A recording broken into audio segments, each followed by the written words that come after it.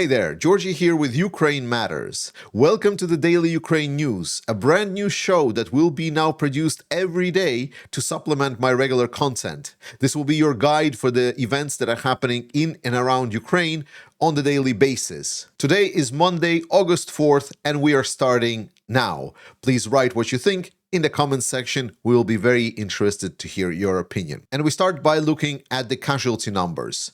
In the last 24 hours, Russians have sustained losses of 1,010 personnel, 1 tank, 8 armored fighting vehicles, and 28 artillery systems. Besides that, 77 UAVs and 1 cruise missile was shot down by the Ukrainian armed forces.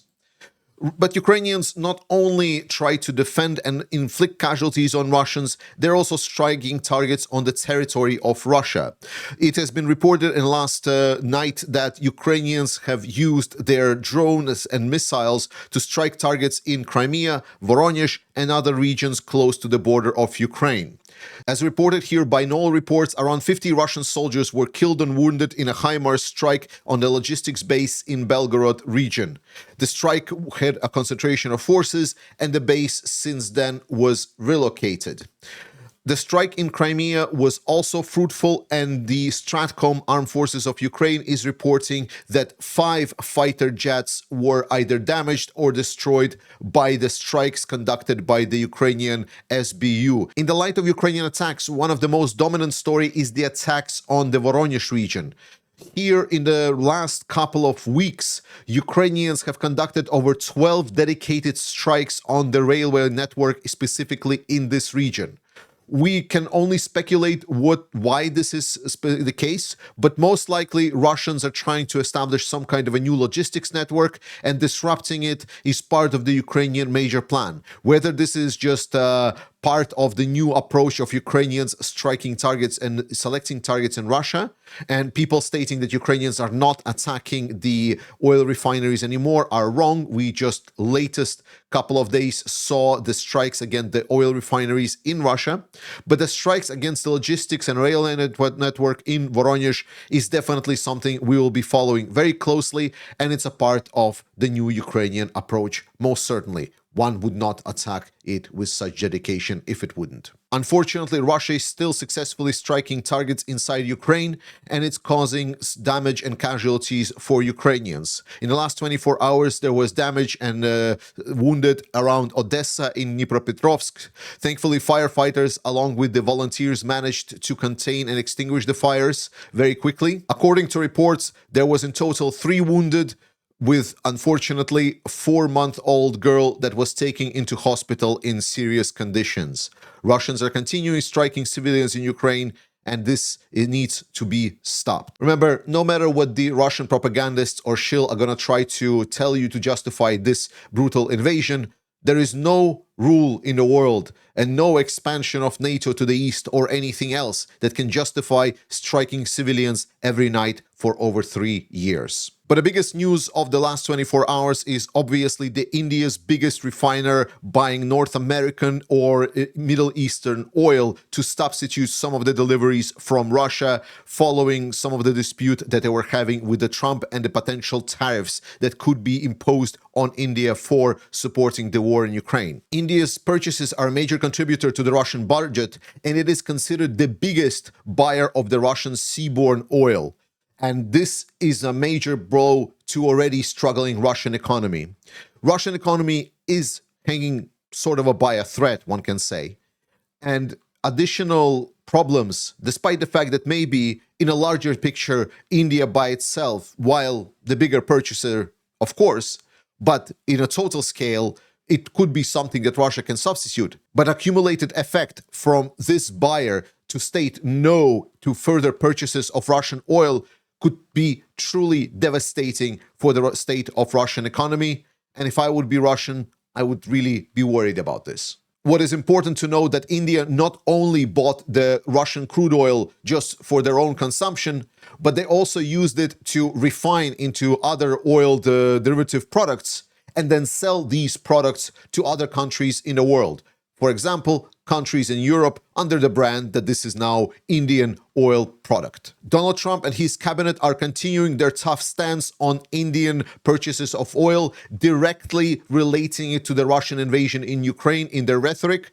While we definitely need to discount that rhetoric coming from the Trump administration needs to be verified with actions, but we already seen that some tariffs, to be exactly 25% tariff, was imposed on India, which actually triggered India reviewing their purchases from the Russian oil and this whole situation for Russia. We will see what will happen by the deadline of the Trump's ultimatum to Russia to stop this war, and as their cabinet is threatening to impose sanctions on India. Sanctions on India can be much more devastating than the previously done sanctions on China, mostly because China has a lot of things to hit back at US for that, because US is dependent on a lot of the rare metals and rare resources from China. Some of the product production, of course, is also going from China to US.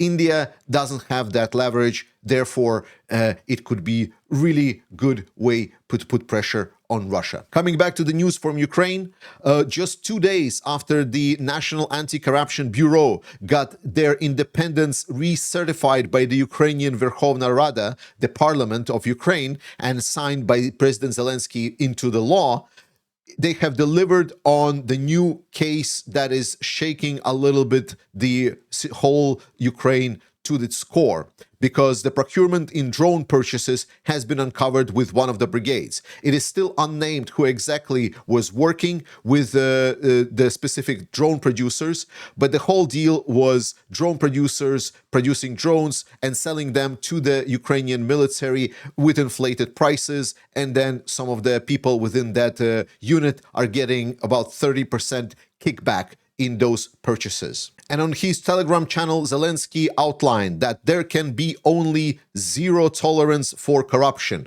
clear teamwork to expose corruption, and ultimately fair sentences are expected.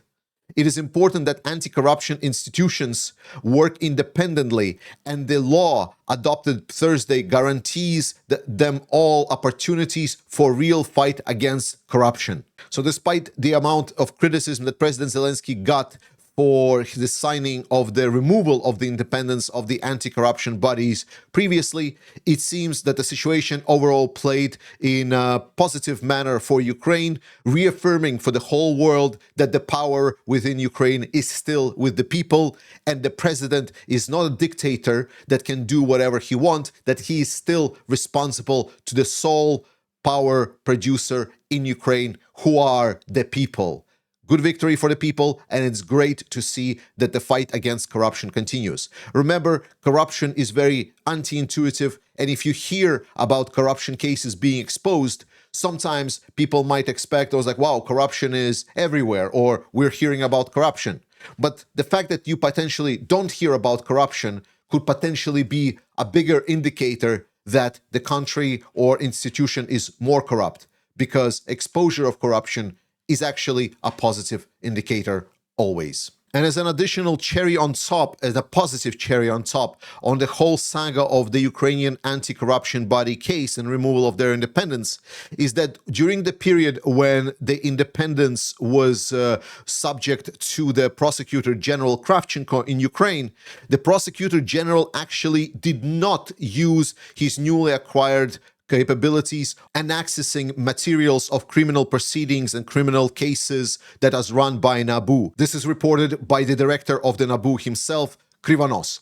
Therefore, it's a positive thing to see that Ukrainians are truly, even with their moral position, despite the fact that the whole situation is messy, came out again with a very solid image. Following the shakeup that happened in the Ukrainian government, there is also some shakeup in the heads of the commanders of the armed forces of Ukraine, and in this case of the Ukrainian Air Force. President of Ukraine, Vladimir Zelensky, has appointed the Anatoly Krivonoshko as a commander of the Air Forces of Ukraine. This is great because it is expected there is going to be a transformative movement in their outlined 20-year strategic transformative plan for the Ukrainian Air Force to transform them to be modern and capable air force with the new capabilities that has been brought along together with F-16s coming in decently big quantities and also Mirage planes coming to play. In some other news, the Georgian government has decided to suspend its country's integration into the European Union and postpone it to 2028. If the history of these postponements tells us anything, that this is basically Georgians stating that no, we will not join the European Union. This has happened after the backsliding of Georgian Dream Party, as they used the war in Ukraine to scare the population in Georgia, stating that if we will be against Russia, then Russia will come and destroy our cities. And what is happening right now in Ukraine with the genocide and killing of civilians every day will be happening in Georgia. So you don't want that, then vote for us. And since then, there's been a lot of backsliding in their integration and a lot of laws that are restricting the freedom of the press, the freedom of expression has been put forward in Georgia. And Denmark, seeing the picture very clearly, is now presiding over the Council of Europe, and they have not invited for the further talks that will be happening in September 1st or 2nd with representatives of Ukraine, Moldova, Western Balkans, and even Turkey. And finally, to finish on a positive note, the Russian military is struggling with HIV pandemic, because in the Russian military, the HIV cases have jumped 2,000% since the start of their full-scale invasion into Ukraine. This is altogether because of the sanitary conditions on the front line, because of the Russians and their poor sexual education, but most importantly with the fact that Russians have released major population of the Russian prisons into the Russian military.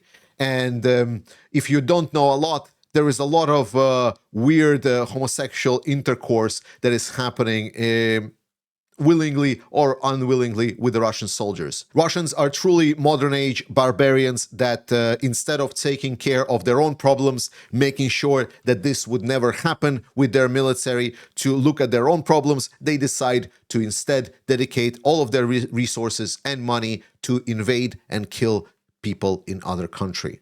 We must do everything in our power to prevent that. Thank you so much for being today with Ukraine Matters Daily.